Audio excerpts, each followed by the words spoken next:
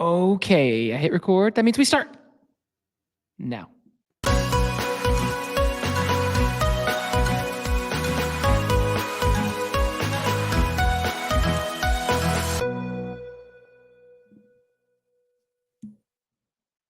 I gotta say, I really dig that intro. Yeah, I like it too. It's a lot of fun. I like the music. Like it was such a great process, like going through and like working with you to figure out like what music to put there, because that's not a strength of mine. I am not very strong on music. Like I didn't even growing up. I like listened to music, but I wasn't active with music. Like I You didn't know say what like, music oh, is? what's music? Oh yeah, I know what Why music is is, but music? yeah, like where is music? Where is Gamora? Um, but it's like I didn't pay attention to artists or song names or anything. It was just like I listened to this radio station that plays this genre of music, and if I'm in a different mood, I switch radio stations. I'm old. We had radio stations, and so until the rise of what was it, Napster. When Napster came around, that's when I realized like I could steal a bunch of music and enjoy that. And like You suddenly I are started outing yourself on this podcast right I now. am. I'm 100%. And I'm going to tell you why. It is good for the music industry that I pirated so much music. It is good for the industry that I did That that, because knock I on the tell door is the yes. someone, someone coming after someone in music licensing is very upset with Randy in this moment. Yes. Someone that was displaced. Yes. Here's why. I started paying attention to artists. I started paying attention to music. I understood like what I wanted to listen to, and I started seeking out music that I would enjoy. Like I'm like, oh, I heard the song on the radio. I wonder what the name of it is. And so I would like ask people, or I would pay attention to the radio, and eventually I started to understand like, oh, this band I really like, and all of this kind of stuff. And I started going to concerts, and I would buy swag at concerts. I started to buy like CDs. I'd be like, oh man, I cannot wait till the latest album by the New Pornographers comes out. And I would just buy the album, and I would be so excited. And I spent a fortune on music. Like I had Mm. just giant, like those like binders of CDs. Like I had like many binders of CDs, like in addition to like the music that I was pirating. And so it it really had I not had that opportunity to like embrace music at a like freemium level, Yeah. I Wouldn't have I happened. would it wouldn't have happened. I wouldn't have the love for music that I have now. I wouldn't have spent like a fortune on like band merch. Like I still have like some concert posters like framed and hanging up in my house. You don't see any of Wow, them yeah, yeah. behind me for the people in the video, but like I've got them downstairs throughout the house. So Mm. yeah. The days. I remember when I had a PSP, and that was my first time like having some sort of MP3 player where I'm like, oh wait, I can just like pull a song from the internet. And back then, like, yeah, you'd pull a song and there'd be some like really random artwork that would pop up that had nothing to do with whatever the song was. But I remember I was really pumped one day because I downloaded "She Will Be Loved" by Maroon 5, and it actually had like the correct song title. Everything was capitalized. The artist name was there, and even the album cover was correct. And I'm just like, that for me back then when you downloaded, and like that's like the sketchiest thing you can do now. Like I'm gonna download this file and I have no idea what I'm gonna get out of it. Yeah, let's run it and see if it creates problems. Because I tell you what, a lot of the music I downloaded was not the music that was listed at all. Oh yeah, yeah, and So sometimes different yeah, languages and all sorts of things. No, I totally hear you. And yeah, there'd be variations, like remixed versions and things that were like a previous cut. So yeah, I remember that. And right now I'm actually thinking about a lot of music that I'm starting to hear a variation of because yesterday I went to the movie theater. I was like, I just needed a part of the afternoon off, take a little bit of time away from work and go see the new Deadpool Wolverine movie. Now, I grew up so loving, I good. mean, if you're an 80s and 90s baby, X-Men was Marvel. And Schnick so, schnick. yeah, exactly. And so seeing Wolverine and this and like and actually becoming more a part of the MCU, spoiler alert, like that's So cool for me. So going in there, and yeah, there's like all sort. It's a great soundtrack, all sorts of Oh 80s yeah. jams and modern jams you love, and they've remixed some Madonna songs and taking some things that I thought were.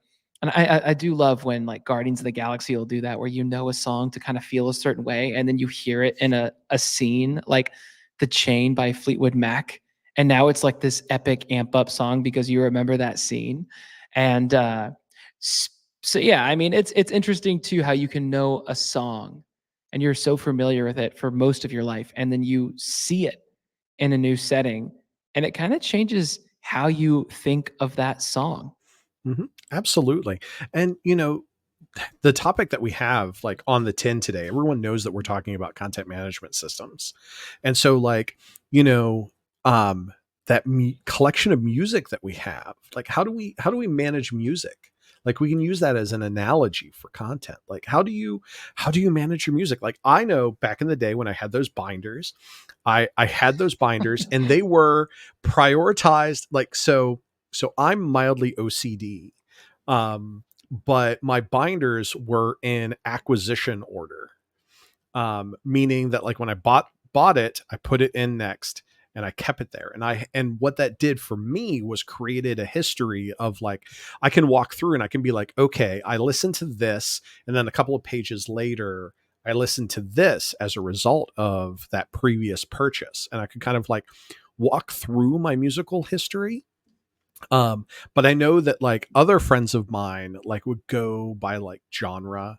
They would have like a favorites pile, but then they would have like a divvied up by genre of music, or maybe they would Mm. do it alphabetical.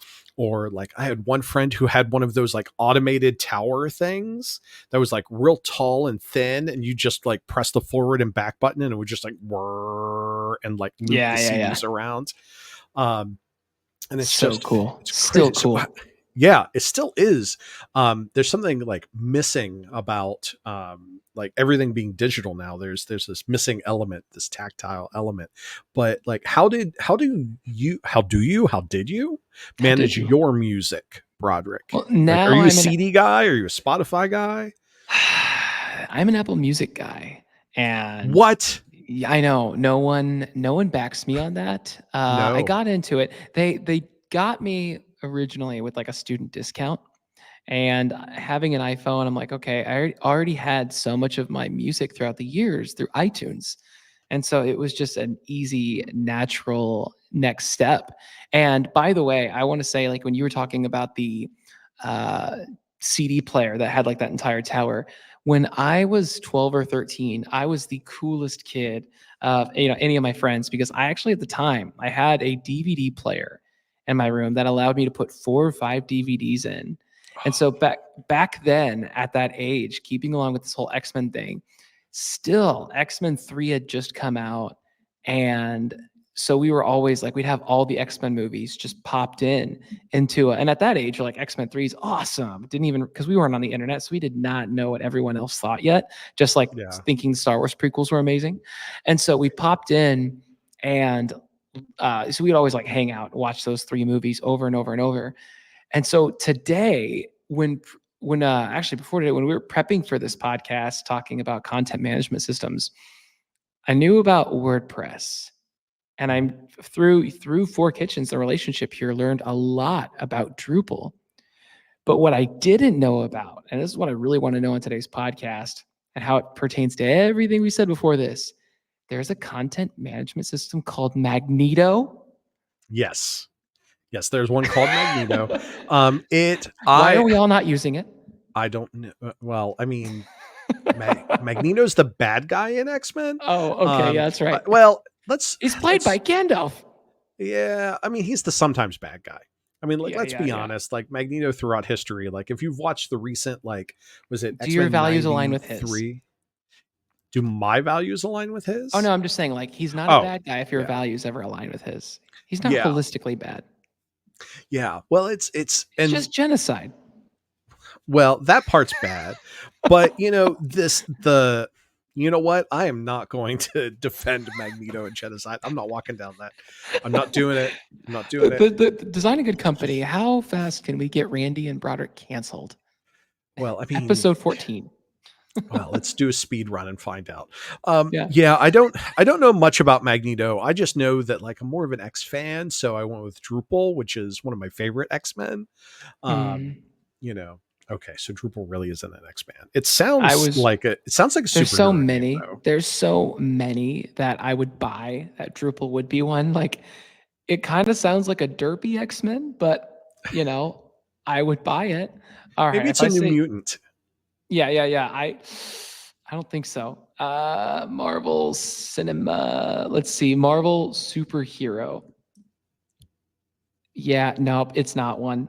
There's Drupal No. Avengers. Nope, it's not a thing. Oh man. Well, we can work really hard and try and make that happen. So, the, the Drupal superhero. That is well, Drupal man, Drupal woman, Drupal kid, well, maybe non-binary, they them that we don't have to pick. Drupal Um, they. here's a fun fact, Broderick. I Yeah. loved the X-Men so much in the 90s that I went to school for cartooning so that I could become a Oh comic book wow. illustrator. Yes. Wow. I didn't know Yes. that. Yes, I was gung ho in high school to do comic books, and that's all I wanted to do with my life. I was like, the best illustrator in my high school, and then I went to art school, and I was also still pretty good, like above average for sure. But whenever I was there, I fell in love with graphic design. It just felt more natural to me, like it jived with the way that I think a lot more than like doing comic books did. And so I started doing graphic design, ended up in web design, and that's where I am here today. So like honestly, the only reason we're having this podcast is because of the X-Men. Whoa. Okay. So first off, I mean, that's any good thing in life, obviously, that we can pin to the X-Men in some way, shape, or form. But the X-Men, what makes them special and what's really cool is like there's always a unique core, a unique crew, and it's based on the mission, right? They know what they need to do. And then so like Charles Xavier is like the most powerful of all of them, but he doesn't go on every mission, right? They pick Mhm. exactly who should be there at what, any given moment in time. And so tying that back into, I guess, not in this case, Magneto, because they don't want to choose him. They Yeah. chose Drupal, right? How Yes. do you pick where to go, which team to employ? And I guess in your case, building content management systems that authors want to actually use. Or in this case, how Charles building an X-Men group that Charles Xavier can send so he doesn't have to do all the work. Absolutely. Absolutely. So, um, here's my favorite hero, and that is customization. The reality That's is not like, mine. yeah, well, you Captain know, America. Captain America. All right, cool, cool. Captain Customization's cool America, too. Captain America is a bit. I'm a big fan. I'm a big fan. Just gonna keep talking about Deadpool. Anyway, anyway, um, whenever it comes to content management systems, nothing out of the box is going to necessarily anything out of the box is going to work for maybe 60-70% of people, like, in a way that's comfortable and works. But the reality is that whenever you're getting a website created, you're doing all of this custom work on the front end to make sure that like the colors are right and the fonts are right and the way that you're presenting information is like very user friendly. We have to apply that to the back end as well. Like we need to make sure that how people are using it and how you want to structure your content is baked into that content management system. Like one of the things that I find funny is I worked with a client who does WordPress. Okay. And well, I've worked with plenty of clients who do WordPress, but one of them, like all of them seem to love the Gutenberg editor because it's very WYSIWYG. Like you get to lay it out and you kind of see it as you're building it. But I had one client who was like, turn it off. I hate it. It's overwhelming. They're like, give me form fields to fill out and I am much happier. And so like, it's like, all right, listen, this is not working for you. That's fine. I'll give you form fields. And In WordPress, it's a lot harder to customize than it is in Drupal. And in Drupal, we can actually go in and make a lot, like we can swing the pendulum from something as robust as Gutenberg, where like we're actually like seeing the layout as we're building it, and we're like adding blocks and moving things around and seeing it live.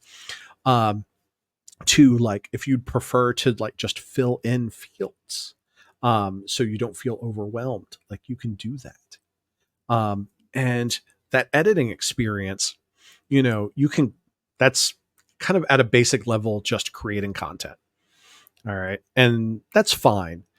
But where I think your content management system can excel is in helping you build and manage content on top of that.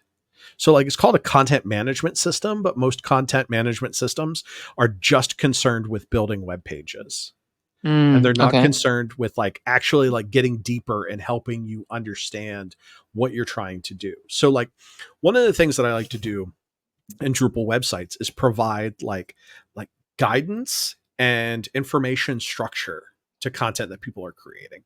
So for instance, if you're creating like another blog post, okay, um, you go into the content management system.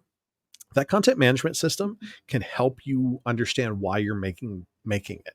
So for instance, Mm, like if you have to, as a drop down, choose an audience for that particular piece of content, and then have like help text that changes based on audience, like, this article is for prospective students, and so then it will highlight and say, like, prospective students really like an active voice. They really like short lists. Make sure that you're writing it at a, like, this grade level to make sure that it's simple. And the content management system can go in and like provide that guidance to people who are editing the site. Like, there are very few people who edit and update websites who are actually like that's their sole job, is to go in and edit and update websites. A lot of people, it's something that they do on the side. It's something that like it's not an afterthought, but it's real low on their priority list. Like, Broderick, I don't know how mm. often you update your website. Yeah, I mean, we're doing a lot of updates right now, so that's like Oh, kind of a crazy time because we're doing some overhauls. But it's probably once every 6 months that we get some sort of like fine tuning or maintenance to something, or updates with imagery and things. But yeah, I would say if we didn't have people on our team that paid attention to that stuff, it would never have ever happen. yeah. And that's something else that I love about like setting up your own content management system, like in Drupal, because Drupal is so flexible. It's like Legos.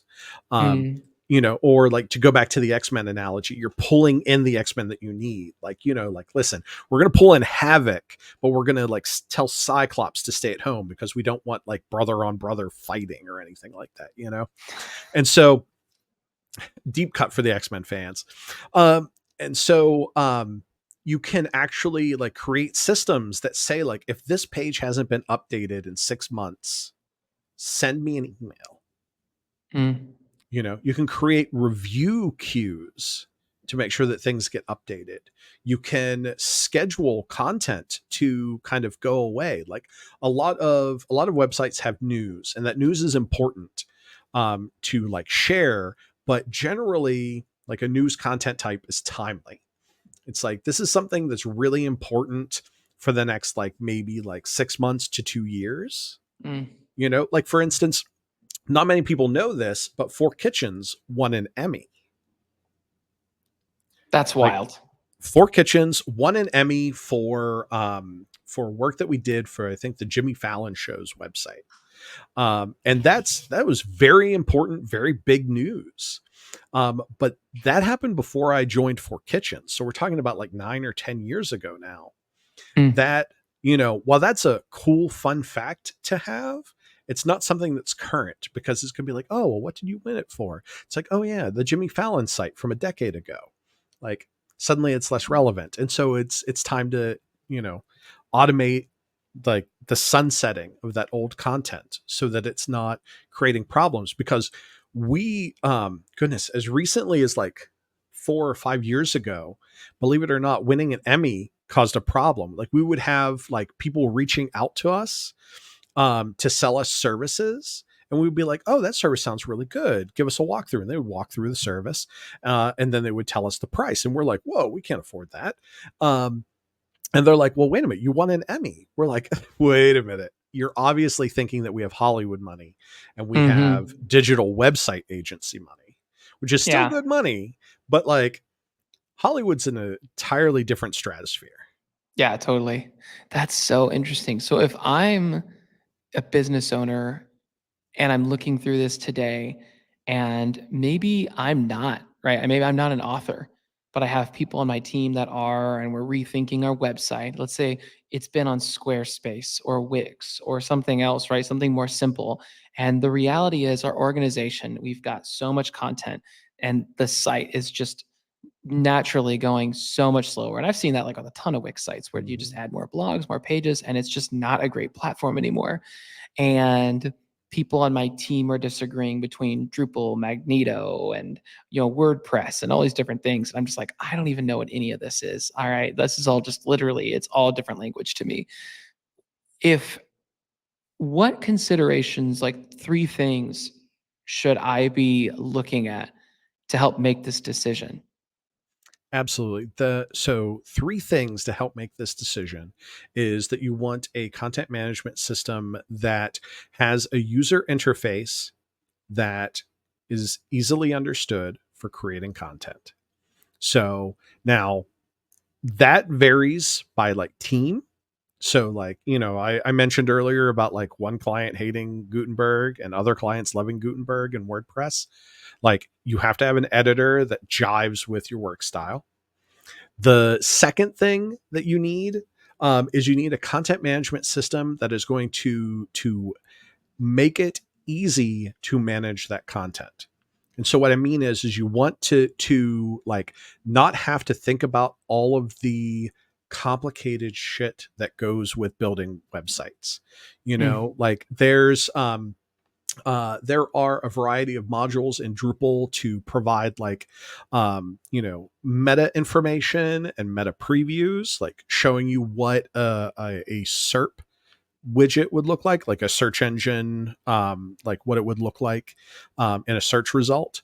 That can be added to the website so that like whenever you're typing stuff up and entering in metadata, you actually see what people are going to get instead of just, you know, entering another field or forgetting about it.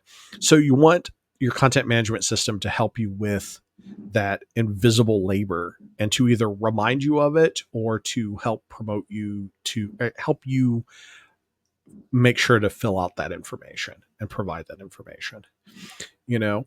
And the third thing that I would say that you need to look for in a content management system, this is going to be weird, but it's how do you get from that content management system to the next thing? Like, what is the next thing after? Okay. Like, I've known, so I help my wife with her personal website and she decided to do it in Wix. And she built it in Wix and she's like, okay, she's like, I want to change it. I want to do some things with it. And I'm like, all right, well, we can export the data and import it somewhere else and do something new with it. Well, Wix doesn't work that way. Wix is like a big layout engine and I can't just export like the articles from it or export the pages because that's not how it's structured. And so that meant that when my wife needed a new website, we had to copy and paste every page over, Wow. which was a pain in the ass. Which, now that's only like about for her website, it was about a dozen pages, and that wasn't a big problem. But if you have a business and you have tens of pages, hundreds of pages, thousands of pages, you have Mm. to start thinking about like what happens later, Yeah. not necessarily going from like Drupal to WordPress or WordPress to Drupal, but thinking like if I ever need to switch systems because I'm not happy with the direction that this is going, what can I do with that data? An example that I kind of think back to is I attended WordCamp USA a number of years ago, and one of the presenters was the like website administrator, some kind of role for schools in the state of New Jersey. Mm. And the state of New Jersey was paying several $100,000 a year for a proprietary content management service for all of their like high schools, elementary schools, everything. Um, and they wanted to reduce costs. And the content management system that they were in did not allow them to export their data. They were legally not allowed because the structure of a database, like how that content is put in the database, that is that structure is copyrightable. So if I decide to put into a database like title, summary, body, and a couple of extra fields, I can copyright that database structure for my Mm. product.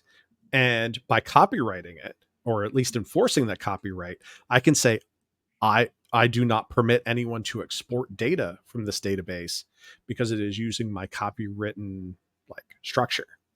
And so what this web administrator for the state of New Jersey had to do was he had to write scripts to scrape every website that they managed, put that into a database, and then imported it into WordPress Mm.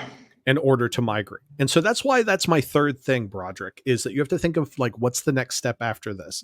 Like, will it be Yeah. flexible and allow me to do the next thing? And the next thing isn't always moving content management systems. The next thing might be like, how do I get my content onto like Apple's Vision, like glasses? How do I get my Mm-hmm. content onto a watch? How do I get my content onto a smart refrigerator? You know, that flexibility is what you need to be thinking of next. So those are my three things, Broderick, whenever you're thinking about and evaluating content management system. Now, I know we're at time for this podcast today, but I'm sure there are many people, like especially myself, like I'm listening to this today, and not only do I know of plenty of people who've built websites on Wix and Squarespace. That's a great point. If you're getting into content, like really think about your platform before you keep going and what is the future goal, and start with the end in mind. We always say that, right? So Mm-hmm. I know I have more questions that we'll, I'm sure, be talking about more specific to my own situation. But for other folks who are out there, I mean, yeah, we got a LinkedIn page going. So look out for that. Go sign up for it. But also, if you want to just talk to Randy about this, well, Randy put together the Discord. It does exist. It's there. So link in the description there. Go chat with us. Talk to Randy. Let's just keep this conversation going because, or if you just want to talk about X-Men, there's a lot Yeah. we could say about that too. I mean, literally, it's what kickstarted Randy's career. So, and for me, just gave me a reason to use a multi-disc DVD player. So that's it. That's this week's episode of Designing Good Company. Randy, thanks for doing this, man. And for the listener who pulled up and listened to us today, thanks for joining us. And we'll see you again real soon.